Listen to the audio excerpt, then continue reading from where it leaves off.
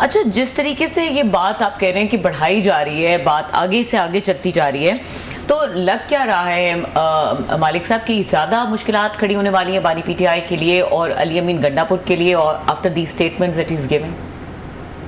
देखिए, दो सिचुएशन है, वेरी सिंपल। अगर तो खान साहब की मंशा पे, उनकी हिदायत पे अमीन गंडापुर ने जो 8 तारीख को जो की बात और आज जो की, तो फिर से क्लियर नजर आता है कि खान साहब को अब यकीन हो गया है कि देयर इज एब्सोल्युटली कोई पॉसिबिलिटी नहीं है किसी किस्म की सुलह की या रफोशमा की। और वो खुद भी माजी में कहते रहे हैं कि जी मैंने तो बड़ी कोशिश की कि बातचीत हो, हमारे मिस्त्रीज भी थे, फिर उन्होंने ये भी दावा किया कि मुख्तलिफ 5-6 लोग बातचीत कर रहे थे, आइडेंटिफाई नहीं किया। तो फिर इसका ये मतलब है कि कंप्लीट ब्रेकडाउन हो गया उनकी तरफ से।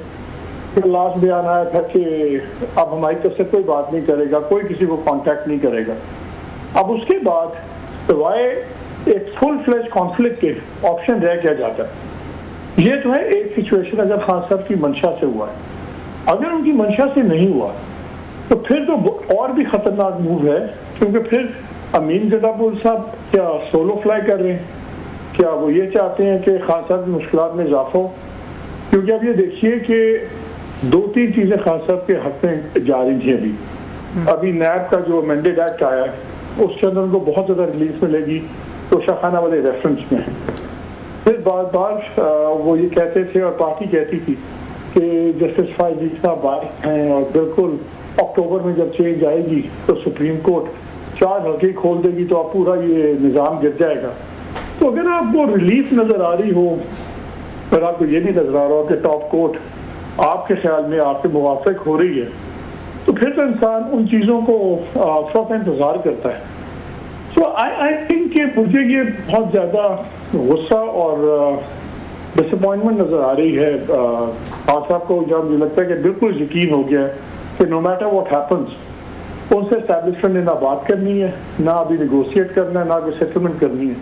तो फिर उनके पास ऑप्शन सिवाय फुल फ्लेज कॉन्फ्लिक्ट के मुझे तो और नज़र नहीं आता।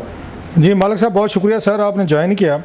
ये सर आप भी फॉलो करते हैं, हम भी रीड करते रहते हैं सिचुएशन को। ये अचानक जो एस्केलेशन हुई है, पहले भी चल रही थी, खान साहब जब कैद में गए थे गिरफ्तारियां हुई थी, तो लेकिन ये जो इसने ये डेंजरस लेवल्स पे इसने टच किया है, जो बातें यहाँ तक पहुँच गई हैं, जो अफगानिस्तान से हम बात करेंगे। अब लगता नहीं कि जनरल फैज़ की गिरफ्तारी के बाद ये प्रोसेस तेज़ हुआ है सर? अचानक फायर वर्क, अचानक गुस्सा, स्टेटमेंट, दोनों साइड से एक्शन वर्सेस रिएक्शन होना शुरू हो गया। न्यूटन का 3rd लॉ जो है कि every action has a reaction.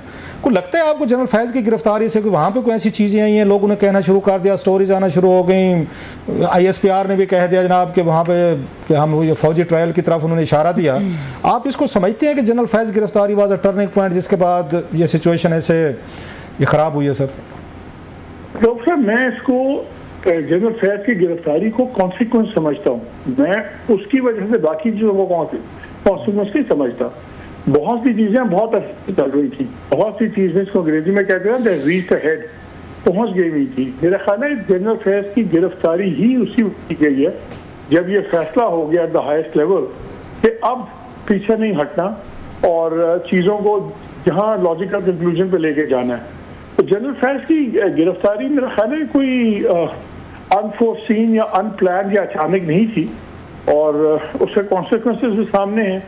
So I think ये एक लिंक था, एक सिलसिला, और ये उसके अंदर एक अब ये कह सकते हैं कि उसके बाद हालात और तेजी से बिगड़ रहे हैं, लेकिन आई डोंट थिंक इसने शुरू किया है। आई थिंक वो एक नेचुरल एक पॉइंट था जिसने एक पॉइंट पे आना था।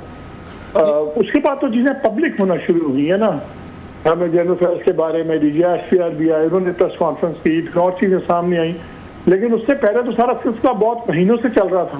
नहीं मालिक, मैं इसलिए कह रहा था, मैं सॉरी आपकी बात काट रहा हूँ कि ये पहली दफ़ा ISPR ने हिंट किया कि खान साहब का मिलिट्री ट्रायल हो सकता है, और जिन लोगों के राब्ते थे इनसे जनरल फैज़ से पॉलिटिकली तौर पर, उन तमाम का हम ये करेंगे, कोर्ट मार्शल करेंगे, ये उन्होंने बात इशारों के नयों में या उन्होंने वाजे कही, और बाद में खबरें ये बाद में खबरें सामने आना शुरू हो गई। लोगों ने कहना शुरू कर दिया कि गंडापुर साहब के भी कोई राब्ते थे, वो निकले हैं। आप ही मेरा ख्याल है ये बात कह रहे थे, अगर मैं गलत नहीं कह रहा तो वहाँ से उनको भी था।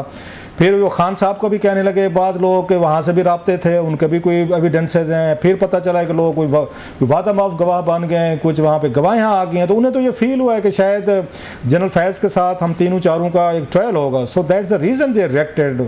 और ये मुझे लगता है कि उसका बड़ा गहरा ताल्लुक है, जितना ये रिएक्शन है और जितनी लड़ाई बढ़ी है। सर रोफ इसमें बहुत इंपॉर्टेंट ये है कि जो 8 को तकरीर हुई, क्या वो खान साहब की डायरेक्शन पे हुई या खान साहब ने बाद में उसको ऑन किया, क्योंकि उनको पसंद तो आया होगा जब कोई भी। आपका क्या एनालिसिस है? आप खान साहब को जानते हैं, बड़ा उनको आपने कई इंटरव्यूज किए हुए हैं, मिले हुए हैं, हम सब मिलते थे, मतलब आपको 30-35 साल पॉलिटिक्स कवर करते हो गए। आपका क्या ख्याल है खान साहब के बारे में? मैं उधर ही आ रहा हूँ जी सर, मैं उधर ही आ रहा हूँ। देखिए, मेरा ख्याल है कि 8 फरवरी से पहले फैसला ये था मुख्तलिफ हल्कों का कि हमने वैंक्विश कर देना, तबाह कर देना, खत्म कर देना पीटीआई को।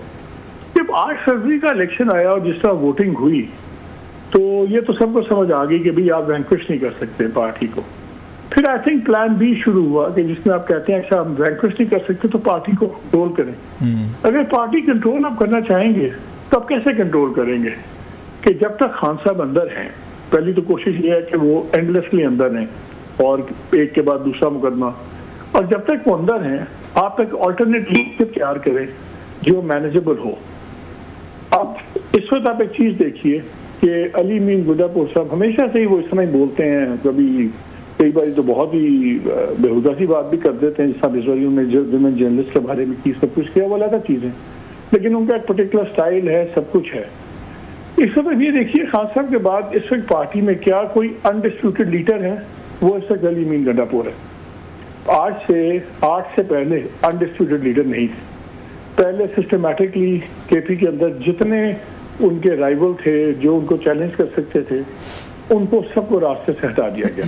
उन्होंने हटाया, जिसने भी हटा दिया उनको हटा दिया।